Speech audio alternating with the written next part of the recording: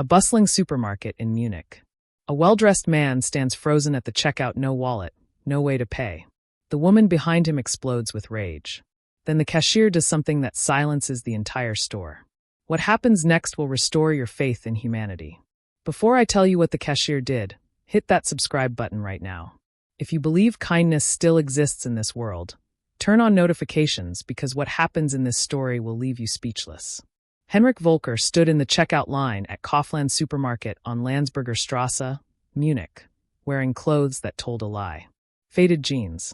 A worn gray sweater with a small hole near the collar. Scuffed brown shoes that had walked 1,000 miles. To everyone around him, he was nobody. Just another tired man buying rice and bread on a Saturday afternoon. But Henrik Volker was not nobody. At 54 years old, he was the founder of Volker Industries, a conglomerate worth 4.2 billion euros. Shipping, technology, real estate across Germany, Norway, and beyond. Half the office buildings in Munich carried his fingerprint. Yet you would never know it by looking at him. His father had been a fisherman in Bergen, Norway. A man with weathered hands and a quiet wisdom that Henrik carried like a compass. Money is not a costume, my son, his father used to say. A man who needs the world to see his wealth has nothing else worth showing. Henrik had built his empire on that principle. But empires are cold. And at 54, despite everything he owned, Henrik was lonely. 3 women had come and gone from his life. 3 relationships that ended the same way, when they discovered they loved his money more than his soul. The last one, Astrid, had been planning her divorce settlement before he'd even proposed. She had a lawyer draft papers guaranteeing her 50 million euros if they separated within 5 years. She was designing the exit before the entrance. After Astrid, Henrik stopped looking. He focused on work, on his foundation that built schools across West Africa. But at night, in his estate in Grunwald, the silence echoed like an accusation. Then his mother called from Bergen. She was 83 now, frail but sharp as ever. Henrik, my boy, I had a dream about you. What kind of dream, Mama? I dreamed you were standing in a market surrounded by food, but you were starving. You kept walking past the small stalls, the ones with real nourishment, looking only at the expensive ones. Henrik listened. You are looking for love in the wrong places, my son. Stop looking at galas. Stop looking in boardrooms. Look where nobody else looks. Love hides in plain sight. How will I know when I find it? You will know because she will give you something she cannot afford to lose. And she will do it without being asked. 3 days later, Henrik designed a test. He would go to an ordinary supermarket dressed in ordinary clothes, carrying no wallet, no cards, no identification. He would see what happened when a man could not pay for rice and bread. Not at a charity event where people performed kindness for cameras. In the most ordinary place on earth. You want to do what? His driver, Lars, stared at him. I want to see who helps and who judges when a man has nothing. Your mother told you to do this, didn't she? Henrik smiled. She told me to look where nobody else looks. Saturday morning, 11 a.m. Lars dropped him 2 blocks from the Kaufland. I'll be in the parking lot. Silver Audi back corner. Thank you, Lars. Boss, don't get arrested. Henrik walked into the store. Fluorescent lights. Shopping carts with wobbly wheels. The smell of fresh pretzels from the bakery. He picked up a basket and filled it with simple things. Rice, lentils, oil, bread, onions, tomatoes. The kind of food his mother used to buy at the Bergen fish market. He walked to the checkout. The store was packed. Every register had a line. Henrik chose register 7. And that's where he met them. The 2 women who would change everything. Behind the counter stood Petra Adeyemi. 28 years old, dark skin, natural hair pulled back in a simple bun, no makeup except a touch of lip balm. Her name tag said Petra in cheerful red letters. She had the kind of face that didn't demand attention but earned it. Quiet eyes that noticed everything, a gentle smile even when she was exhausted. And she was always exhausted. Petra worked 3 jobs. 6 a.m. to 2 p.m. at Kaufland. 4 p.m. to 10 p.m. cleaning offices in Schwabing. Midnight to 3 a.m. doing online bookkeeping for small businesses. Between all 3, she was putting herself through night classes in accounting at the Volkshochschule. She had 1 semester left. Petra lived in a tiny apartment in Nupperlach with her cousin Chitty, 16, whom she'd brought from Lagos 2 years ago after his parents died. She worked herself to the bone so he could study, so he could eat, so he could have the future their family had dreamed of. Some days she skipped lunch, so Chitty could have dinner. She never complained. Behind Henrik in line stood Greta Hoffman. 42 years old, expensive blonde highlights, designer sunglasses pushed up on her head, Louis Vuitton bag on her arm. She was a regional sales director for a luxury skincare company, drove a leased BMW, and believed with every fiber of her being that her time was more valuable than everyone else's. "Excuse me." Greta tapped Henrik's shoulder. "The express lane is over there. This line is for people actually buying things." Henrik looked at his basket. 6 items. "I think this line is fine. I think you're holding people up. Some of us have appointments." She said appointments like it was a weapon. Henrik turned back around. Greta huffed loudly, checked her phone, huffed again. The line crawled forward. Finally, Henrik reached the register. "Good afternoon," Petra said with a warm smile. She began scanning his items. "Making something good tonight? I hope so. My mother's recipe. Raspaball. Oh, that's Norwegian, right? I've never tried it, but I love discovering new foods." Henrik smiled. A real smile. The first in weeks. Petra finished scanning. "Your total is €23.47. Henrik reached into his jacket pocket, then his jeans pocket, then his other jacket pocket. His face changed. Confusion. Then embarrassment. I think I forgot my wallet." He patted every pocket. Checked his jacket lining. "Nothing. I'm so sorry. I must have left it at home." Behind him, Greta erupted. "Oh, you have got to be kidding me." The store held its breath. "Are you serious right now?" Greta's voice sliced through the air. "Some of us have been waiting 15 minutes, and you don't even have money?" Henrik's face flushed. "I'm very sorry. I must have. Must have what? Must have thought groceries are free? Must have thought you could waste everyone's time." The store manager rushed over. "What's the problem?" "This man," Greta pointed at Henrik like he was evidence at a crime scene, "doesn't have money. He's holding up the entire line. Get him out of here." The manager looked at Henrik apologetically. "Sir, if you can't pay, I need you to step aside." "I'll pay for it." Everyone turned. Petra, the cashier. She was already reaching into her apron pocket. She pulled out a crumpled €20 note and some coins. Her lunch money.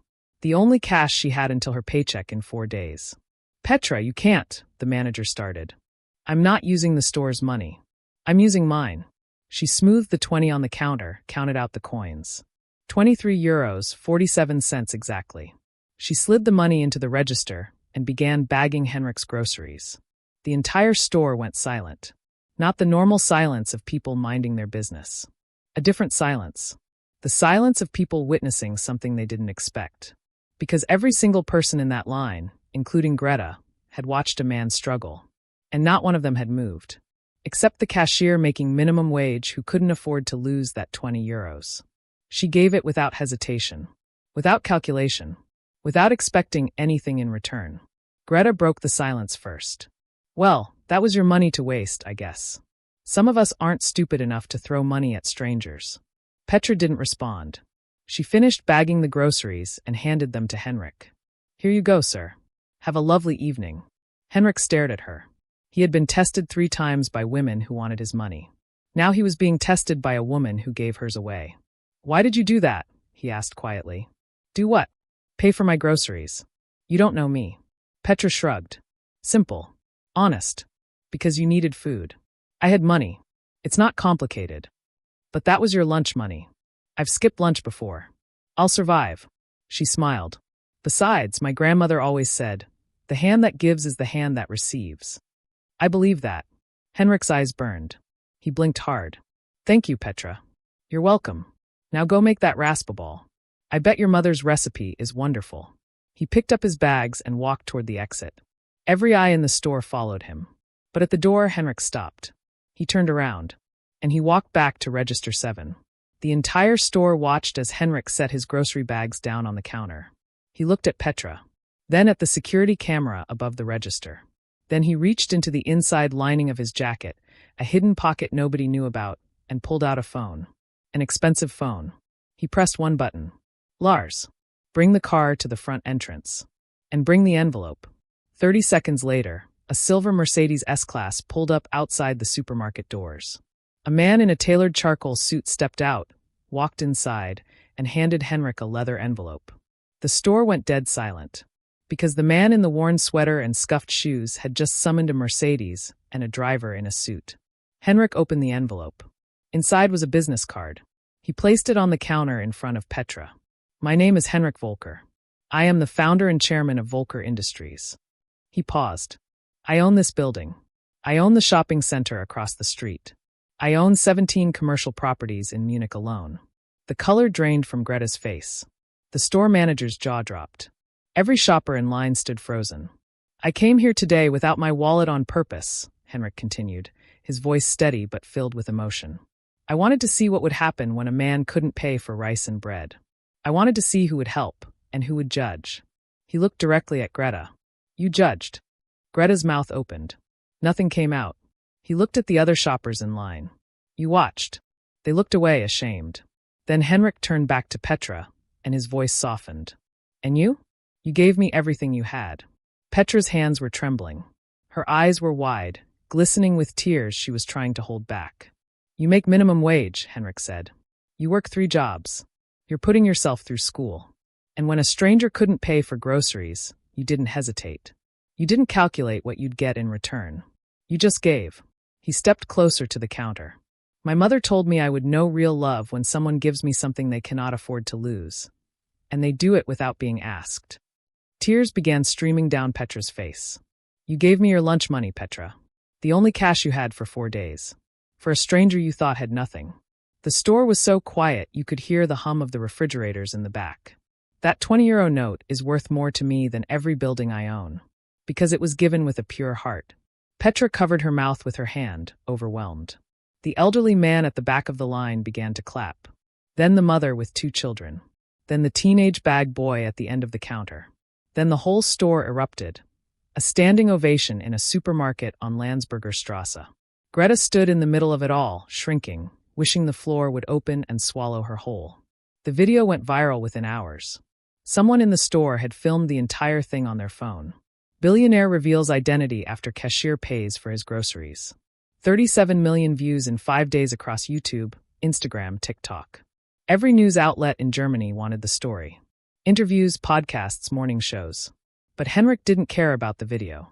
He cared about what happened next. After the store, Henrik had asked Petra one question. May I take you for coffee? I'd like to hear your story. She had looked at him with those quiet, steady eyes. I can't. I have my second job in 2 hours. Tomorrow, then? I work tomorrow, too. When is your next day off? She thought about it. Thursday, I think. Thursday. I'll come to you. Name the place. There's a small cafe on Sendlinger Strasse. Nothing fancy, but the coffee is good and the owner is kind. Perfect. Thursday came. Henrik arrived in simple clothes. No Mercedes, no Lars. He drove himself in an old Volkswagen he kept for exactly these occasions. Petra was already there, sitting in a corner booth, wearing a yellow cardigan she'd probably ironed 3 times. Her only nice outfit. She stood when she saw him. I wasn't sure you'd actually come. I wasn't sure you'd believe I would. They both smiled.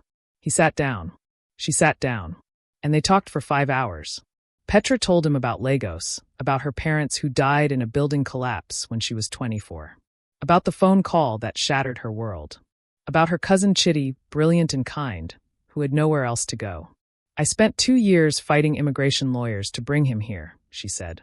Every euro I earned went to fees, documents, flights. But he's here now. He's safe. He wants to study engineering. You gave him a future, Henrik said. I gave him a chance. The rest is up to him. Henrik reached across the table and held her hand. She didn't pull away. She told him about working 3 jobs, about night school, about the days when she ate nothing so Chitty could eat everything. Why accounting? Henrik asked. Because numbers don't lie. People lie. Numbers tell the truth. I want to build something honest one day. A business where the books are clean and people are treated fairly. Henrik stared at her. This woman, this cashier who made minimum wage and cleaned offices at night and gave her last 20 euros to a stranger, had a dream. And it was a beautiful one. Petra, I need to tell you something. What? That day in the store. I didn't forget my wallet. She looked at him carefully. I know. You know? I suspected. When you pulled out that expensive phone from your hidden pocket, I thought, the wallet pocket probably worked fine too. Henrik smiled sadly. And you're not angry? Why would I be angry? You were looking for something real. I understand that. Most people would be furious. Most people didn't grow up watching their mother sell fabric in Balagan Market. My mama could spot a lie from 50 meters away. But she also taught me that sometimes people test you because they've been hurt. And the only answer to a test is to be yourself. Your mother was wise. She was a market woman from Lagos. But she knew more about people than anyone with a degree. They both laughed. And in that small cafe on Sendlinger Strasse, over cheap coffee and honest conversation, something real began to grow.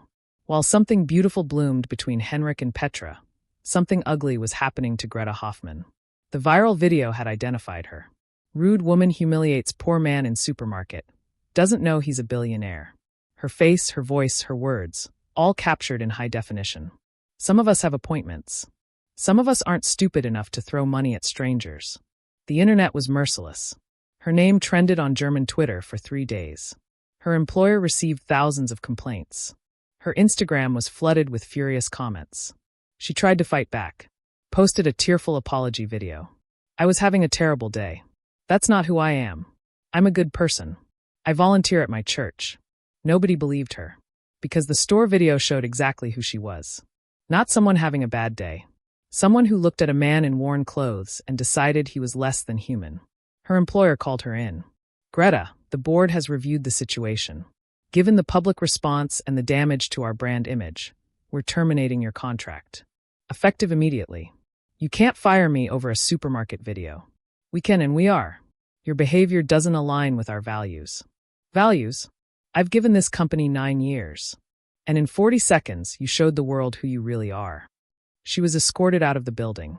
Her leased BMW was repossessed 3 weeks later when she couldn't make the payments. Her friends, the ones who had laughed at her jokes and joined her at expensive brunches, disappeared faster than her salary. Within 2 months, Greta went from regional director to unemployed. Nobody would hire her. Because in the age of the internet, your worst moment lives forever. But the story wasn't over. Not for Greta. Not for anyone. Because fate had one more lesson to teach.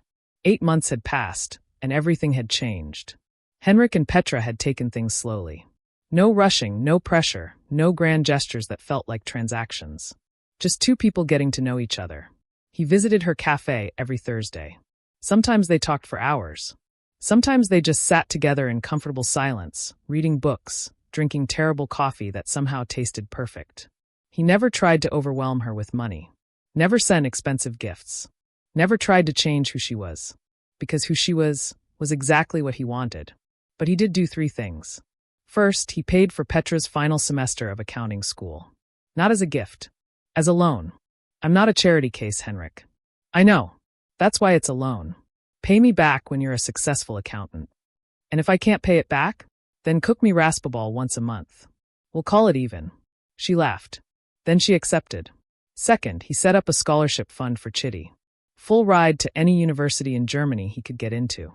When Chitty found out, he sat at their tiny kitchen table and cried like a child. Petra, is this real? It's real, Chitty. I'm going to be an engineer. You're going to be whatever you want to be. Third, and this was the one that meant the most, Henrik connected Petra with his company's finance director. Not as a job offer.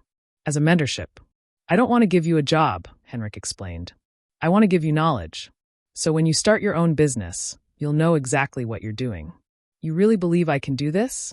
Petra, you gave your last 20 euros to a stranger. A woman with that kind of heart can build anything.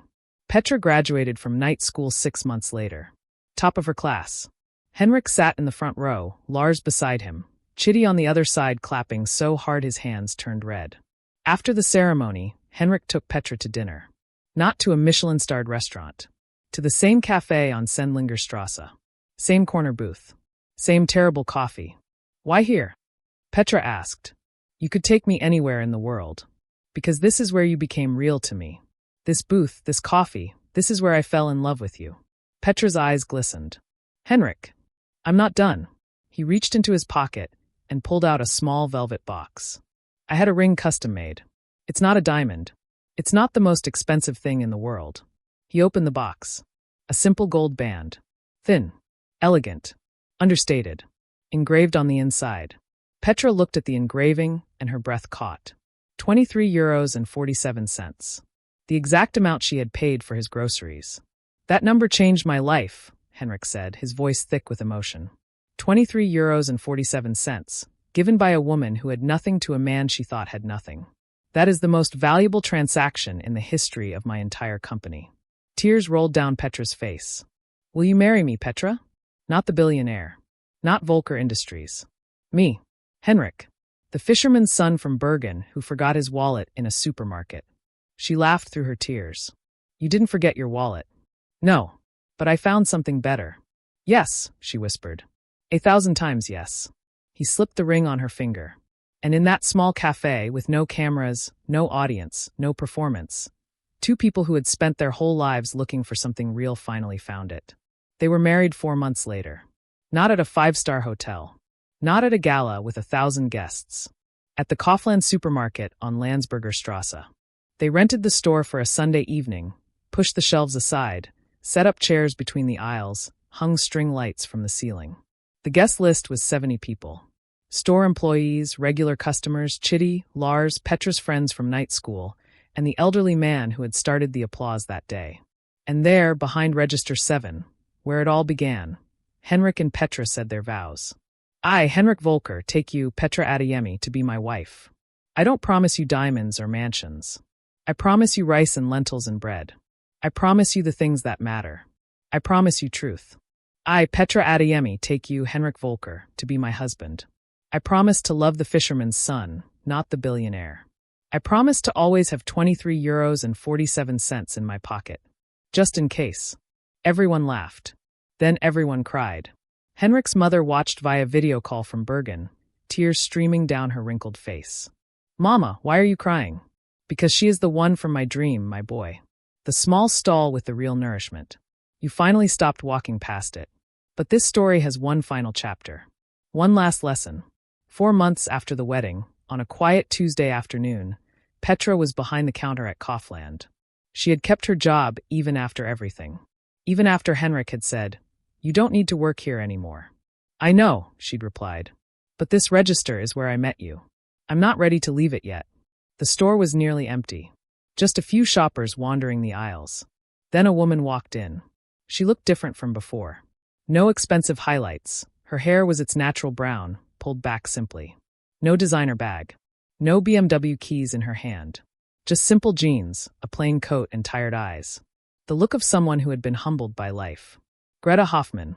She walked through the store slowly, carefully selecting items. Rice. Lentils. Bread. Oil. Basic things. Survival things. She came to Register 7 and froze, because Petra was behind the counter. Their eyes met. Greta's face crumbled. I didn't know you still worked here. I do, Petra said gently. Silence. Greta placed her items on the belt with shaking hands. Petra scanned them, one by one. Your total is 18 euros and 60 cents. Greta opened her purse. Counted her money carefully. Twice. 3 times. She was 4 euros short. Her face flushed with shame. The same shame she had once inflicted on Henrik. Oh, I'll just put the bread back. I don't need the bread. She reached for the bread. Petra reached into her apron pocket, the same apron pocket, and pulled out a 5-euro note. She paid the difference. Greta stared at her like she'd seen a ghost. Why? Her voice cracked. After what I said to you. After what I called that man. After everything I did. Why would you help me? Petra smiled. The same warm, quiet, genuine smile she had given Henrik 9 months ago. Because you needed food. I had money. It's not complicated. The exact same words. Greta broke down right there at Register 7. Tears pouring down her face, shoulders shaking. I'm sorry, she whispered.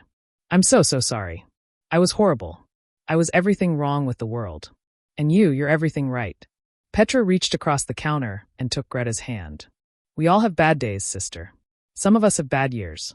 But it's never too late to change. Never. Greta took her groceries, and something else. A lesson she would carry for the rest of her life. She walked out of that supermarket a different woman than the one who had walked in. Petra started her own accounting firm the following year. Adeyemi Financial Services. Her first client was a small supermarket on Landsberger Strasse. She never charged them a single euro. As for Greta, she found work again. Humble work. Entry level. At a different Kaufland across town. She never complained about a customer again. Not once. Some lessons take time, but the ones that hurt the most are the ones that stick the longest. And the lesson of this story? A river does not drink its own water. A tree does not eat its own fruit.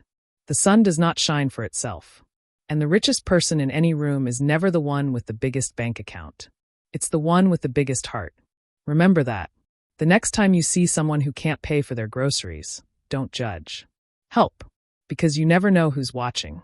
And you never know what that 20 euros might be worth. If this story moved your heart, hit that like button and subscribe for more modern tales that remind us kindness still exists. Leave a comment below and tell me about a time someone showed you unexpected grace. And remember, the world changes one act of kindness at a time. Be the change.